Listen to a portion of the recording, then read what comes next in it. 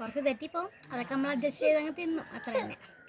നമ്മളിത് വലിയ സ്പെഷ്യാലിറ്റി ഒന്നും അല്ലെങ്കിലും തിന്നണൊരു സന്തോഷം.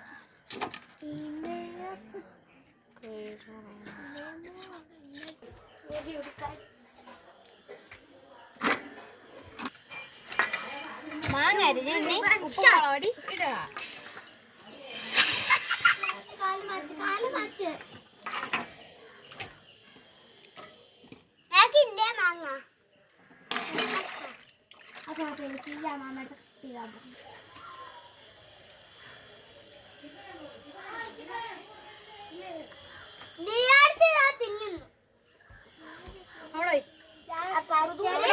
ചെറിയ ടേസ്റ്റ്, ചെറിയ പച്ച, വലിയ പച്ച.